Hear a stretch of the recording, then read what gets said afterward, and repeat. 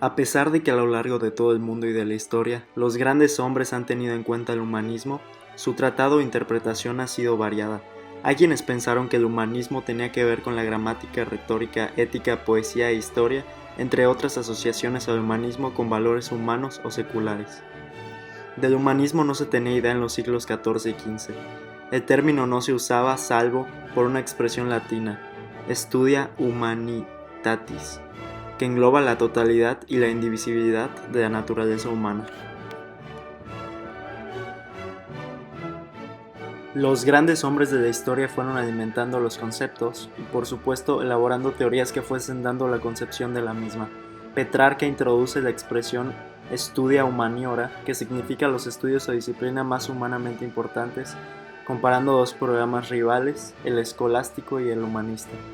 Leonardo Bruni en 1434 volvió a dar vida a los Studia Humanitatis, cuando ya no se hablaba del humanismo, y preparó el camino para adquirir ciencia. Durante el siglo XIX los pensadores del momento introdujeron términos como el siglo de la historia y al mismo tiempo daban lugar a la periodización y a la nomenclatura de la historia actual. Sin embargo, en 1808, G. Boyd distinguió el primer siglo del humanismo o el primer humanismo basado en la ética y la filosofía, ya que el concepto de humanismo cambió muchas veces y sigue cambiando sin poder evitarlo. Ser humanista no era tener una profesión, sino más bien era tener una vocación, y esta podía ser compartida. La autoconciencia de los humanistas no estaba en una situación de apreciar su propia historia y cultura. Por lo tanto, no podemos confiarnos tanto de lo que se dicen de ellos, aunque nuestra cultura esté fomentada de sus historias. En el siglo XIX se acuñó el término renacentismo, y quienes lo practicaran tuvieran que habérselas con múltiples culturas, sin adherirse a una de ellas, provocando el impulso que traería consigo a la civilización moderna, luchando con la tradición y el pensamiento cristiano que existía en la Edad Moderna, convirtiéndola en una época transitoria y lo que lo convirtió en la esencia de este periodo histórico.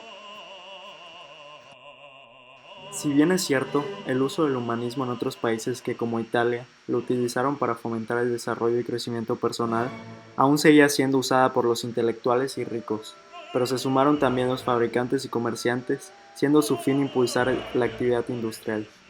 Cicerón en sus escritos introdujo los ideales culturales de los patricios romanos de la antigüedad, aportando una nueva norma que transforma la conducta, el discurso y la escritura en expresión legítima de la individualidad, de la moral e intelectual.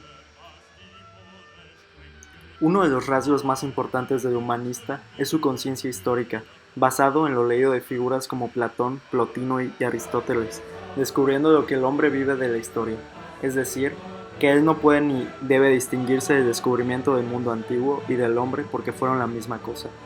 También cabe destacar que el humanismo es propulsor de la filosofía y su nueva concepción vista con más ahínco por los seguidores de la política y de aquellos que preferirían la filosofía escolástica.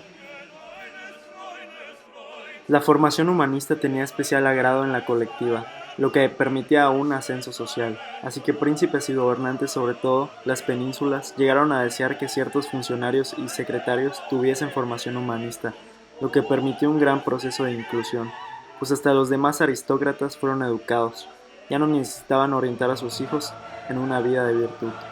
En la medida en que el personal de un gobierno se educaba, la difusión del humanismo llegaba a una mayor cantidad de personas y esto ofrecía cierto estatus, tanto en la colectividad como en el desempeño de sus funciones. Como reflexión final, este movimiento se puede considerar como un choque entre el teocentrismo, que considera que Dios es el centro de todo, para sustituirlo por el antropocentrismo que considera en este caso al hombre como medida de todas las cosas, exaltando las cualidades humanas sin necesidad de acudir a doctrinas religiosas. En el humanismo encontramos un movimiento que se relaciona con la generosidad, la preocupación por la valoración del ser humano, la bondad en las relaciones entre individuos y la propia compasión. Basado en cierto modo en algunas doctrinas clásicas griegas y romanas, la propia palabra proviene del vocablo humanus, es decir, humano, con raíz griega ismos, que se refiere a una escuela, movimiento o sistema. Sin duda fue una ruptura con el teocentrismo que había dominado durante siglos en la Edad Media. Ahora, el ser humano reflexionaba sobre cuestiones largamente dejadas de lado como el arte, la política o el propio pensamiento. De ahí que supusiera una revolución cultural que marcó el paso del medievo a la modernidad. Y con esto terminamos. Muchas gracias por su atención. Aquí dejamos los links de referencias. Gracias.